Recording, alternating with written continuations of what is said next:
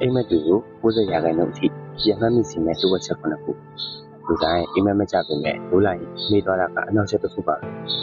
အိမ်မက်မမိနိုင်စွမ်းကိုမြင့်တင်ပေးမဲ့လေ့ကျင့်9ခုကိုပြောပြပါမယ်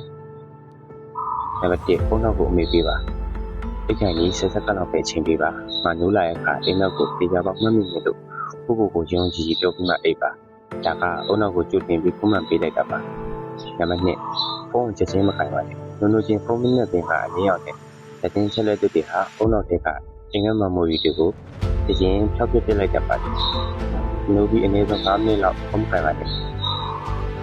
နံပါတ်3ခဏကိုမြင်ထားပါလုံးလိုက်တဲ့အခါချက်ချင်းထားသလိုချက်ချင်းလုပ်တာကအိပ်ဘက်ကိုပြောပြစေပါရဲ့လုံးလာတဲ့အနေထားတိုင်း30စက္ကန့်လောက်မြင်ပြီးမှအိမ်မက်ကိုပြန်စဉ်းစားပါနံပါတ်4အနောက်ကရှိကိုပြန်စဉ်းစားပါဒါကအထီးအဆုံးကြီးလည်းပါအိမ်မက်ရဲ့နောက်ဆုံးမြင်ဝင်ကနေအစားကိုပြန်လိုက်ပါငါဒီနေရာကိုဘယ်လိုရောက်တာလဲအဲ့ဒီတိုင်းအားလုပ်လေဆိုပြီးအစဉ်ပြေပြန်ပြီးအိမ်မက်ကတစ်ခုလုံးပေါ်လာတတ်ပါတယ်နံပါတ်5အိမ်မက်လက်တန်းဆောင်ထားပါပြရပေးမှစာအုပ်နဲ့ပြန်အောင်ရေးထားပါလိုလာတာနဲ့အိမ်မက်ကဒီကစလုံး3လုံးကနေ5လုံးလောက်ချရေးပါဥပမာပင်ရဲ့ကားတိုက်ခိုက်ရင်စိုက်ဒီလိုတွေနောက်မှပြန်ခိုင်းအိမ်မက်တစ်ခုလုံးပြင်ပြအောင်စီတတ်ပါတယ်နံပါတ်6အချင်းကိုစနစ်ချက်တတ်ပါအိမ်မက်တွေက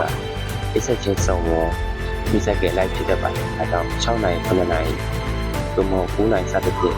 ဒီနေ့ကိုတဲ့အထူးကြတဲ့အခြေအနေမှာလိုအောင်တော့အိမ်မက်ကိုပုံမျိုးပြပါတယ်နံပါတ်9အငုံကျော်လွတ်ဆောင်မှုကိုရှောင်အရက်ဆက်လေးနဲ့တခြားစီးကြစီရဲ့အရာတွေကအိမ်မက်တွေကတစ်ဆင့်အာရက်စလေးကိုနောက်ဆက်တတ်ပါတယ်ဒါတွေကိုအိတ်ခန့်ကြီး3နိုင်အတွင်းမသုံးခဲ့ရကအောင်ဆုံးပါအခုလိုစိတ်ဝင်စားဖို့ကောင်းတဲ့အကြောင်းအရာတွေကိုသင်ဆက်ပေးတော့မှာမို့ follow လုပ်ခဲ့ဖို့မလွယ်ပါနဲ့